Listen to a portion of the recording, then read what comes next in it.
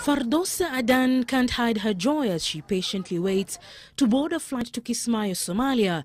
In a few hours from now, she will be reunited with her husband in the country of her birth, and with their 2 children, they hope to build their life together as a family. Fardosa is among a group of 90 individuals taking their flight back to Somalia to begin their lives there. She knows it's not easy, but is willing to take a leap of faith to begin a new chapter of her life. And your family members, your mother, your father, your brothers? My mom, my father is died, but my mom, she's staying in Agadera. She's staying in Agadera. Why is she not leaving? Maybe she's leaving after me. She's after me. After some month, after next year. You come back even now. Where are you going now when you leave Kenya today? I'm going Somalia, Kismayo. Because Kismayo is my country. I go Kismayo there. It's must to go. Because me, I don't have ID. I don't go anywhere. Kenyans. It's must to back to Kismayo. In 2017, about 32,000 Somalis returned home, but due to few challenges, about 400 of them have found their way back to Kenya. Because many people go back to Kismayo after 25 years. They don't have any more a house. So we are working with the local government to provide them with some simple accommodation. The reality is that it takes time to do it for many people. Not everybody needs that. Many people go back to their houses. And this accommodation is not just the house, is this structure. Is also a school. We visited a school.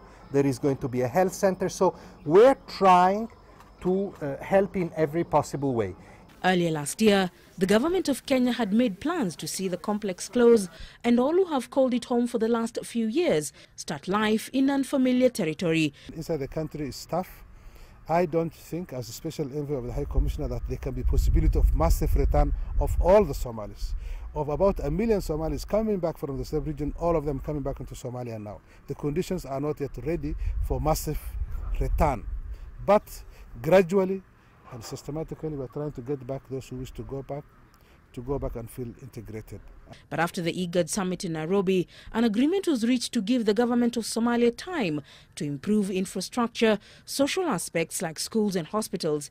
The threat of insecurity is also a big headache for many. The government was that some people, especially non-Somalis, would be progressively transferred to Kakuma.